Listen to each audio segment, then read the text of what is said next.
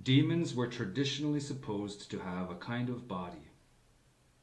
According to Agrippa and others, this is of a substance more subtle than fully physical matter, a kind of vapor or ether.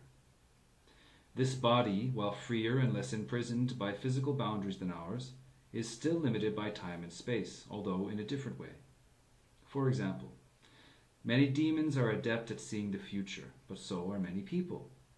Their aid is useful, however, in influencing people and events in ways difficult or impossible for a human being. Having bodies, they need to eat, or something similar. According to Neoplatonist and modern voodoo, they could gain sustenance from blood, flesh, and sometimes the sex act.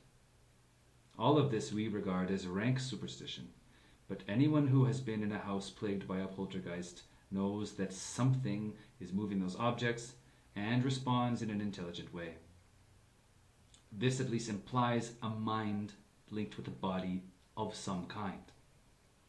So, Agrippa and his colleagues may have simply been theorizing based upon observed experience rather than exercising their gullibility.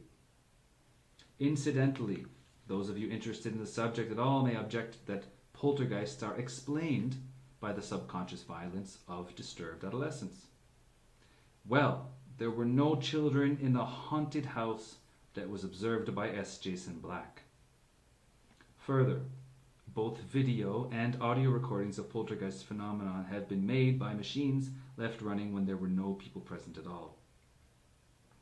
While certainly we don't claim to know absolutely what causes the poltergeist phenomenon, we do know that if you look at the historical data, the disturbed adolescent idea looks less like a valid theory and more like selective attention.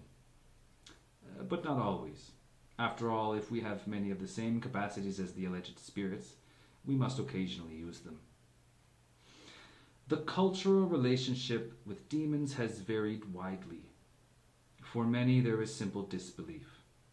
For the modern Protestant, there is hysterical fear. There is also the formal goal-oriented dealing of some of the Tibetan tantric sects, where communion with demons is used as a method of spiritual progress. The Neoplatonist and some Gnostics also had this attitude, as did the Renaissance Magi. There is, of course, the familiar, which can be anything from an elemental spirit of mediocre intelligence to a sophisticated and powerful entity that has made a close alliance with a sorcerer for whatever reason.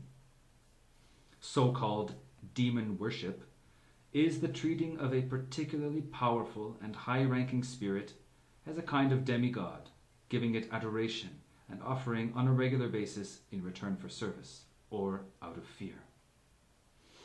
Finally, there is the forbidden in our culture sexual relationship of the demon lover, referred to in poetry and Gothic fiction, and also more recently in the movies.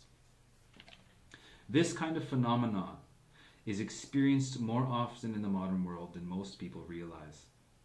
This is probably because anyone who has had such an encounter involuntarily is unlikely to talk about it except to his or her therapist. And who can blame them?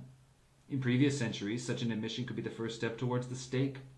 In contemporary society, it's the first step towards the 72-hour observation cell and some Thorazine. A few cases of this kind are encountered by psychical researchers. The horror film The Entity, based on the novel of the same name, was taken from an actual case of a woman who was repeatedly raped, sometimes in front of witnesses, by an invisible being of great size, strength, and odor. We have a friend who is a counselor and sometimes deals with unorthodox or spiritual situations. Several years ago, he was asked to help a woman whose daughter was, in her words, possessed. It seems the girl's brother, they were both in their early 20s, had committed suicide by hanging himself in the garage not long before. And since that time, he had been visiting her bed every night. This, he was told, was to continue an incestuous relationship that they had carried on since puberty. Apparently this was more than hysteria, since the mother claimed to have seen the ghost as well. Our friend performed an exorcism and removed the clothes that the boy had committed suicide in, and the visitation ceased. In our culture, such a relationship is grounds for panic or punishment. Since heretic is no longer fashionable, and we use that word deliberately, mentally ill is the term that has replaced it, meaning essentially the same thing, or worse. There are many healthcare professionals in the country who consider the claim of having a psychic experience grounds for drug therapy. In fact, there is a movement underway to make spirit possession and the like a new form of psychopathology. An erotic encounter with a spiritual being is right over the edge. There is a parallel phenomenon that has caught the public attention. For the last 30 years or so, and especially for the last 15, there have been an ever-increasing number of people who claim to have been abducted by aliens. There is a great deal of controversy over this, and since we mercifully haven't had the experience, we won't support or deny it. The salient feature here is that a number of these people of both genders claim to have had sex with these beings. While most researchers in this field tend to believe that, if real, the phenomenon is extraterrestrial in nature, there are quite a few dissenters. The most prominent of these is Dr. Jacques Vallée, a computer scientist and astronomer who has been investigating UFOs since the 1960s. He claims that such encounters have been going on throughout human history, and documents his claims with chronicles going back a millennium containing accounts of people who have had lovers that they variously called succubi, the Tuatha De Danann, or fairies. He suggests that the intelligences behind these events are terrestrial and have always been with us. He also suggests that the appearance of extraterrestrial origin is only an illusion created to give modern people something they can grasp. Demons are also out of fashion, you see. And for purposes of their own, these beings want to create a new myth. We don't know what validity this idea has, but it sounds rather like the demons of the air may still be with us. In previous times, high adepts of magic would deliberately pursue such an intimate relationship with demonic beings.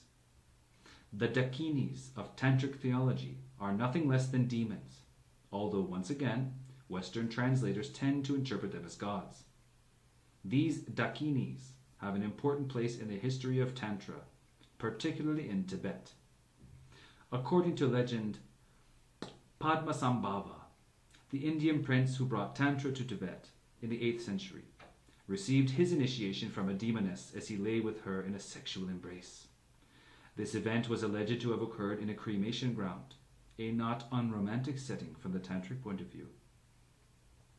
In all these varying cultural contexts, when one gets past the differing names and the layers of theology like varnish over an old painting, a common experience can be seen. The various demonologies and religious scaffolding are irrelevant, as are, to a certain extent, the names. We doubt very much that if we conjure, say, Astaroth, and something comes, that it is the very demon of the Mesopotamians. What matters is that the thing that responds matches the qualities that we need when we call Astaroth. If it is the same being, how could we ever know?